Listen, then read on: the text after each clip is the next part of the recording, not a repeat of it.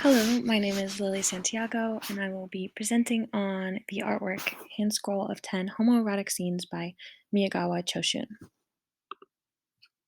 And for my thesis, Miyagawa Choshun's Shunga print, Handscroll of 10 Homoerotic Scenes, should be considered to be a part of our course due to its historical, cultural, and artistic significance, providing valuable insights into the private lives, sexual culture, and artistic expressions of Japan's Edo period. Now, Shunga served as a subgenre of ukiyo encompassing a broad thematic scope spanning the sexual idealization of life in Japan's urban centers and imagined scenes from history and literature. In recent decades, shunga, despite its abundance, has been largely overlooked in the study and exhibition of ukiyo. However, there have been growing academic interest and institutional collection of shunga internationally. It's recognized within these contexts as a significant lens through which to explore the intricate sexual and social norms and fantasies of Ito's floating world. Shunga is appreciated for its ability to transcend Western notions of pornography and instead serve as a platform for visually representing sexual pleasure, homosexual desire, and the fluid expression and performance of gender. In the creation of shunga, it is evident that the male gaze and fantasy play a significant role in the shaping of the compositions. Male genitals were often depicted with exaggerated and comical proportions, occupying a central role in the artwork.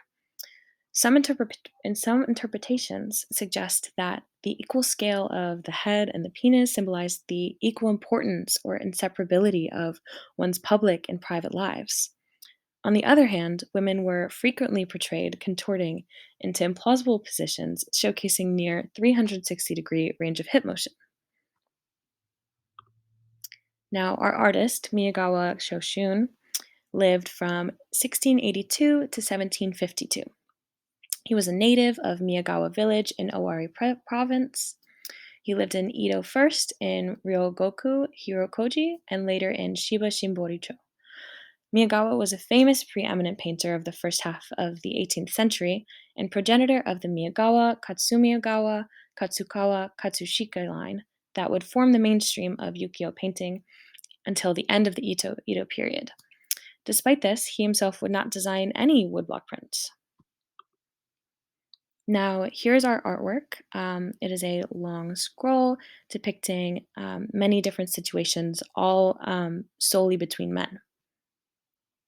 It showcases the artistic techniques and craftsmanship of the Edo period. The intricate brushwork, the delicate lines, and attention to detail reflect the artistic excellence of the time, which we'll see in these next few slides as we take a closer look.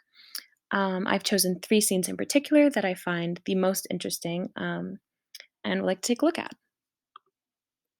So here we have scene 9 of the scroll. And we can see in this painting that it is showing 2 men in a sensual relationship as they exhibit, masculine characteristics such as strong facial features, muscular bodies, and a lack of traditional feminine attributes. These physical traits differentiate them from the depictions of women in his art. Also, with the hairstyles we see in Choshun's painting, they tend to be indicative of gender. So, men's hairstyles during the Edo period often featured a shaved head with an elongated top knot, which we see here with these 2 men. And the presence of these hairstyles suggests that, really solidify their male identity and show that it is 2 men in the scene.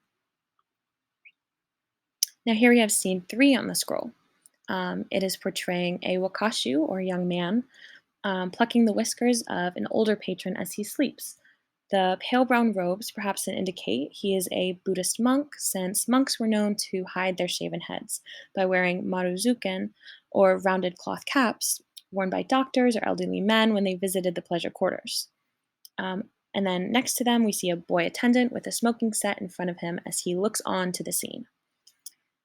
One thing we see in Choshun's works is how he pays particular attention to the facial expressions of his figures. Through subtle variations in the eyes, lips, and eyebrows, he captures a range of emotions, conveying desire, tenderness, or even longing.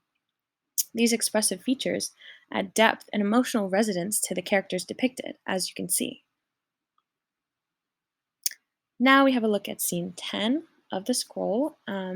This final scene shows an older samurai and his Wakashu companion as they are interrupted by a fully dressed young man who has a sword tucked into his sash. And then covering them, we see the yogi or oversized quilt like garment. It's gorgeously decorated with motifs of chrysanthemum flowers and tie dye leaves. Miyagawa's Shunga prints provide valuable insights into the social, cultural, and sexual practices of Japan during the Edo period. Um, Even in this scene, it offers a glimpse into the private lives and the desires and the fantasies of people from that time, and it's shedding a light on a subject matter that was often considered taboo or suppressed in public discourse. Overall, Miyagawa Choshun's Shunga prints, along with other works in the genre, they offer valuable historical insights. They challenge conventional notions of what's considered acceptable or taboo in art, and contributing to a more comprehensive understanding of the diverse aspects of human experience and the evolving social attitude towards sexuality. And I just think this was a very interesting and different piece that I think would really do well to showcase a niche experience and a niche type of art that was present and popular during the Edo period. It provides, a valuable window into a specific period in Japanese history, and just shows the complexities of human sexuality and artistic expression. Thank you.